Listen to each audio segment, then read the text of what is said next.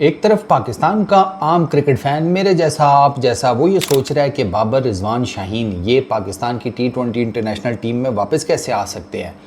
वहीं पर राशिद भाई कह रहे हैं कि आने की कोई ज़रूरत ही नहीं है।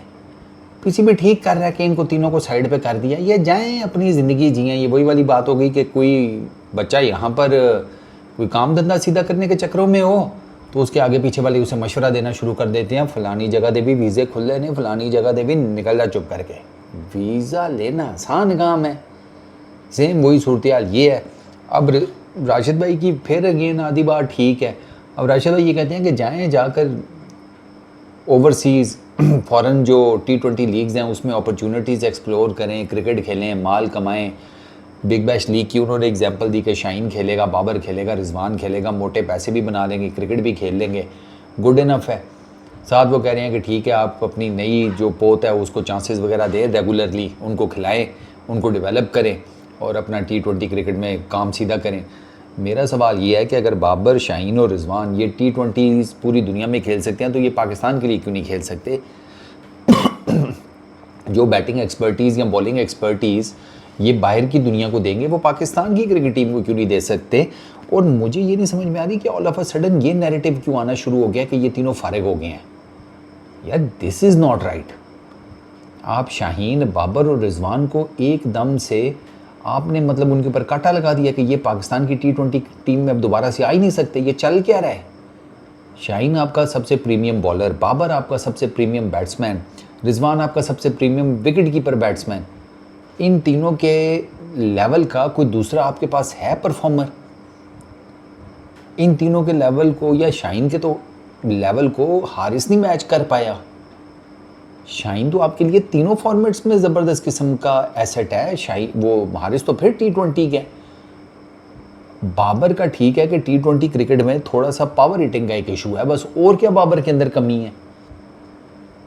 रिजवान का थोड़ा सा ये है कि उसकी ऑफ साइड थोड़ी वीक है, मगर ये चीज़ें तो मेरा ख्याल है कि ये लोग क्योंकि प्रोफेशनल क्रिकेटर हैं, इनको मेरा ख्याल है कि कुछ ज़्यादा टाइम चाहिए नहीं होगा, ये इन चीज़ों को ओवरकम कर सकते हैं अगर आप इनके ऊपर काम करें। आप इनके ऊपर अगर काम किए बगैर इनको साइड पे कर रहे हैं तो यार ये चीज़ मेरी समझ से बालातर है। ये कौन सा दुनिया में होता है कि आप यंग टैलेंट को सामने लाने के चक्कर में जो पुराना आपका एक्सपीरियंस टैलेंट लॉट है उसको एकदम से इस तरीके से ब्रश ऑफ कर दें। शाहीन तो आज भी आपकी तीनों टीमों में जगह बना सकता है, आप उसको ट्राई तो करें। चलो अगर उसको आपको लग रहा है कि यार वो T20 में मार खा रहा है, कुछ पीछे उसकी कुछ मिली जुली सी परफॉर्मेंसेज हैं, तो यार आप उसको ODI क्रिकेट, टेस्ट क्रिकेट, लेकिन उसके ऊपर कोई काम तो करें ना।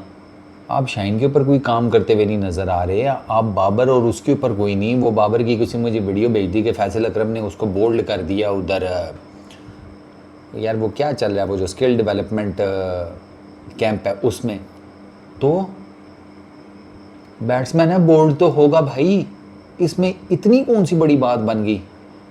फैसल अकरम बॉलर है अच्छा खासा, अगर उसने बाबर आजम को बोल्ड कर दिया तो कोई अनहोनी बात तो नहीं है। यार मुझे ना ये समझ नहीं आ रही कि ये चल क्या रहा है। ये राशिद भाई जो नैरेटिव इधर दे रहे हैं मीडिया के ऊपर, ये मेरी समझ से बालातर है।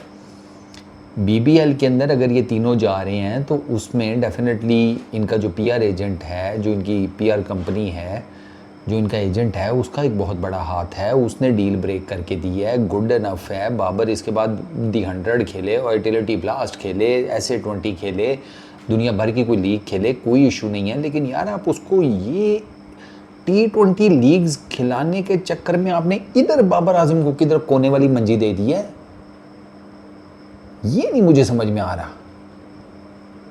ये कोने वाली मंजी जो बाबर आजम को ये दे रही है ना, और ये बाकी दोनों को भी, यार ये ठीक चीज़ नहीं है। ये आप एकदम से आपने इन तीनों को मतलब गायब कर दिया आपकी क्रिकेट से। तो ये ना एक नैरेटिव टो किया जा रहा है, और मैं तो इसके सख्त अगेंस्ट हूँ भाई कि अगर आपको ये लग रहा है कि आप इनके ऊपर बगैर काम किए कोई इनकी परफॉर्मेंसेस को एक दोबारा से वो जिसे कहते हैं ना एक सर्टन टाइम पीरियड के लिए चेक किए बगैर आपने इनको बाहर कर दिए।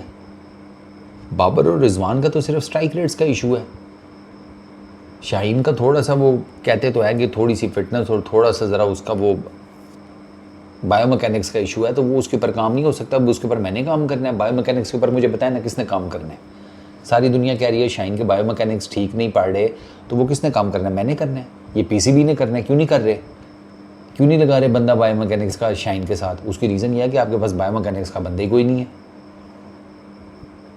और पाकिस्तान में जो बायोमैकेनिक्स के बारे में मेरा ख्याल है जो सबसे बड़ा बंदा है, उससे तो बिल्कुल मत जाना उसके पास। बस ये मेरे हाथ जुड़े हुए हैं उन उधर भी, जिसे कहते हैं ना गोलमाल ही है सब। तो बराए मेहरबानी कोई फ़ौरन बंदा देखें बायोमैकेनिक्स का, शाहीन के साथ उसको इंगेज करें। शाहीन को कहें जी भाईजान आप अपने बायोमैकेनिक्स ठीक करें। शाहीन के बायोमैकेनिक्स ठीक हो गए, शाहीन की बाकी सारी चीज़ें ऑटोमेटिकली ठीक हो जानी है। आपको बाबर, रिजवान, शाहीन के ऊपर इतना काम करने की ज़रूरत ही नहीं है, एक्सपीरियंस प्लेयर हैं ठीक ठाक। तो अगर तो ये सोचा जा रहा है कि ये सोशल मीडिया के ऊपर नैरेटिव ज़रा लोगों के जहन साजी करनी शुरू करो कि इन तीनों का कोई फ्यूचर नहीं है, घंटा है फ्यूचर, बिल्कुल फ्यूचर है और इनको खेलना चाहिए।